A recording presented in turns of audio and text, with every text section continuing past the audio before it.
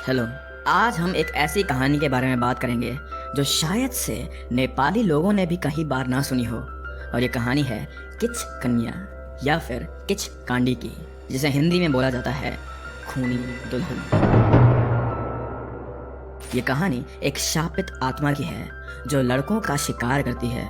पर सवाल ये है कि लोगों को इस भूत के बारे में कैसे पता चला। बहुत सालों से लोग नेपाल के अलग अलग शहरों और गांवों से एक अजीब कहानी सुनते आ रहे हैं। कुछ जवान लड़कों की अनएक्सप्लेन्ड मौत, कुछ लोगों का रात में गायब हो जाना, और कुछ ऐसे जो मिले पर वो पागलों की तरह बिहेव करने लगे थे। जब लोगों ने इन इंसिडेंट को कनेक्ट किया तो एक उन्हें पैटर्न समझ आया। ऐसे लोग जो रात को अकेले सफर करते थे, उनका एनकाउंटर एक सुंदर दुल्हन से होता था। ये दुल्हन पहली नजर में इनोसेंट लगती थी, पर जब सच समझ आता था इन लोगों को, तब तक बहुत ज्यादा देर हो जाती थी। धीरे धीरे लोगों ने इस स्पिरिट को एक नाम दिया, किच कन्या या फिर किच कांडी। जो लोग उससे मिल चुके हैं उनका कहना है कि ये कोई आम भूत नहीं है, ये एक खूनी आत्मा है जो सिर्फ बदला लेने के लिए जिंदा है। कहते हैं कि किच कन्या एक ऐसी लड़की की आत्मा है जो अपने शादी के दिन या शादी से पहले मर गई थी। नेपाल के पुराने गांव वालों का मानना है कि अगर एक दुल्हन अपने सपने पूरे किए बिना मर जाए तो वो रेस्टलेस आत्मा बन जाती है।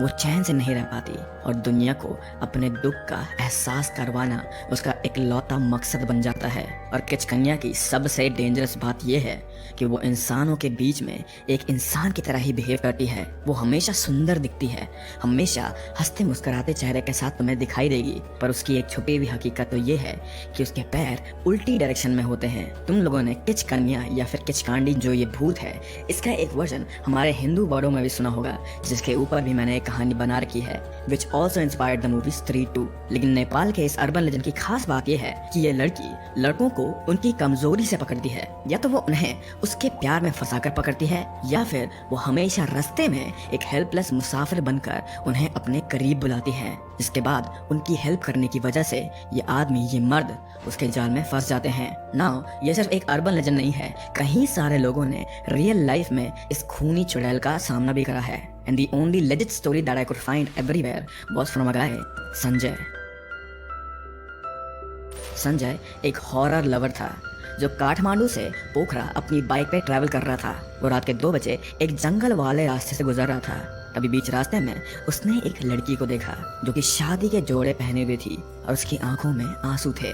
तो संजय ने जब इस औरत को देखा, इस लड़की को देखा, तो उसने अपनी बाइक को रोककर उस लड़की से पूछा, आपको कुछ हेल्प चाहिए क्या? तो उस लड़की ने ज्यादा ना कहते हुए बस एक लाइन कही उससे, हाँ मुझे घर तक छोड़ दीजिए। संजय उसके चेहरे से इम्प्रेस था। वो बहुत ही ज्यादा खूबसूरत लड़की थी और उसके दिमाग में सबसे पहली चीज यही आई थी कि शायद से ये लड़की एक भागी हुई दुल्हन होगी। जैसे ही वो उसके करीब गया, एक अजीब सी ठंडी हवा उसके शरीर को छू के गई। संजय इस लड़की को अपनी बाइक पर बैठा ही रहा था, पर तभी उसकी नजर उस लड़की के पैरों पर गई और उसका खून वहीं जम गया था। उसके पैर बिल्कुल उल्टी डायरेक्शन में थे, और तो और उसके पैर उल्टी डायरेक्शन में इस समय मुड़ भी रहे थे। संजय हिल नहीं पा रहा था, लेकिन बड़ी हिम्मत करके उसने लड़की के चेहरे पर वापस देखा और तभी उसे दिखा कि ये लड़की एक क्रीपी स्माइल देखकर उसे देख रही थी। और फिर उसने कहा, अब वापस नहीं जा पाओगे तुम। अगले दिन संजय जंगल के किनारे बेहोश मिला था और जब लोगों ने उसे पाया था तो वो थोड़ा सा मेंटली अनस्टेबल था। Thankfully Sanjay lived to tell this tale to everyone. और क्योंकि इस एरिया में ये चीज़ पहली बार नहीं हुई थी, इसीलिए लोगों ने इस चीज़ को कंफर्म कर दिया था कि और कोई नहीं बल्कि वही खूनी दुल्हन है जो कि सारे लड़कों पर अपना वार करती है। एक और दूसरा लेजेंड एनकाउंटर मुझे एक हाईवे ड्राइवर से मिला था। ये जो दूसरा एनकाउंटर इस ड्राइवर के साथ था, वो एक हाईवे पे अपना व्हीकल चलाते वक्त एक सुंदर औरत को देख रहा था। उस समय रात के 3 बज रहे थे और एक लड़की का एक हाईवे पे ऐसे खड़ा होना उसे थोड़ा सा ऑड लगा। लेकिन जब वो ये चीज सोच रहा था, तभी उस लड़की ने उसे लिफ्ट मांगने का इशारा करा। ड्राइवर ने सोचा, क्या ये लड़की रात के समय पर यहाँ पे खड़ी होनी चाहिए? तो ये सोचकर कि ये लड़की हेल्पलेस है, उसने उसे अपने ट्रक में बैठा लिया और ये ड्राइवर वापस अपनी गाड़ी चलाने लगा। पूरे रास्ते वो लड़की चुपचाप उसके पास बैठी रही, लेकिन जब ड्राइवर ने रेयर व्यू मिरर से उसकी तरफ देखा तो वो कांपने लगा था। उसे अपने बगल में कोई भी नहीं दिख रहा था। ये भला कैसे पॉसिबल है? उसके दिमाग में सबसे पहला सवाल यही आया, क्या मैं सपना देख रहा हूँ? मेरे बगल में लड़की बैठी है ना, मुझे ये चीज दिख रही है, लेकिन यहाँ पे इस रेयर व्यू मिरर में मुझे वो क्यों नहीं दिख रही है? उस ड्राइवर ने उस लड़की की तरफ मुड़कर एक बहुत ही नॉर्मल सा क्वेश्चन पूछा, आपको कहाँ जाना है मैडम? तब उस लड़की ने उस ड्राइवर की तरफ मुड़कर देखा और उस समय उस ड्राइवर का कहना था कि उस लड़की के आंखों के बीच में एक काला सा दाग था, जिसे देखकर वो डर गया था और उसने अपनी गाड़ी का ब्रेक मारा। जैसे ही उसने अचानक से ब्रेक मारा तो उसकी पूरी बॉडी झटके से रुक गई थी, लेकिन जब उसने वापस अपने साइड में देखा तो वो लड़की वहां से गायब हो चुकी थी। थैंकफुली ये ड्राइवर भी इस औरत, इस खूनी दुल्हन के चंगुल से बच गया था, लेकिन still this encounter still horrifies him to this date.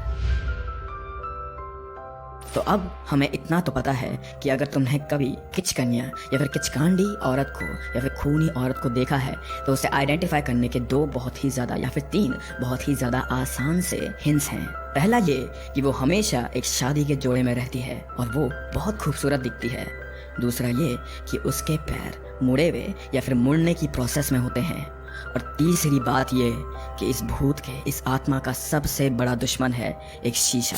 एक शीशा जिसमें एक आदमी को अपना खुद का रिफ्लेक्शन दिखता है, उसमें कभी भी ये खूनी दुल्हन तुम्हें नहीं दिखेगी। Now that we have identified कि इस औरत को हम कैसे पहचाने या फिर इस आत्मा को हम कैसे पहचाने, हम लोग ये भी जान लेते हैं कि आखिर अगर तुमने कभी इससे एनकाउंटर करा तो इससे बचा कैसे जाए। नाउ अगेन गाइस, क्योंकि ये लोर नेपाल से आती है तो इसमें काफ़ी सारे आर्टिकल्स और काफ़ी सारी कहानियाँ जो बताई गई थी बुक्स में भी, वो नेपाली में लिखी हुई थी, पर मैंने बहुत ही ज़्यादा मुश्किल से ट्राई करा है कि मैं उन्हें एक्यूरेटली ट्रांसलेट कर सकूं। अगर कभी रात के वक्त आप एक सुंदर औरत को मुसीबत में देखते हैं तो पहले चेक करिए कहीं उसके पैर उल्टे तो नहीं हैं, क्योंकि अगर वो किचकन्या है तो आपका बचना उस समय पर, उस मोमेंट पर मुश्किल होगा। Still you can try.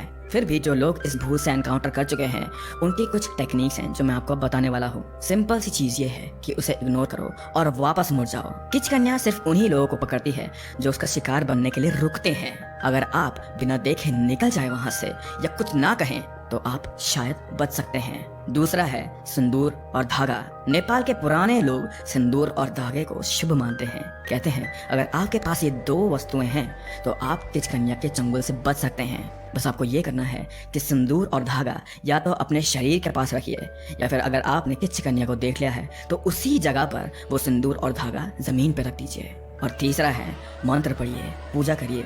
लोग ऐसा भी मानते हैं नेपाल में कि किचकन्या या फिर किचकांडी से बचने के लिए पावरफुल मंत्र का सहारा लेना जरूरी है। मुझे ये चीज भी क्वेश्चन दिमाग में आया कि क्या ये भूत सच में रियल है या फिर ये एक मिथ है। ये बात अभी तक मिस्ट्री है कि किचकन्या एक सच्चाई है या फिर सिर्फ एक वहम। कुछ एक्सपर्ट्स का मानना है एंड कुछ लोकल्स का भी ये मानना है कि ये सिर्फ एक अर्बन लेजेंड है जो लोगों को रात के सफर से दूर रखने के लिए बनाई गई है।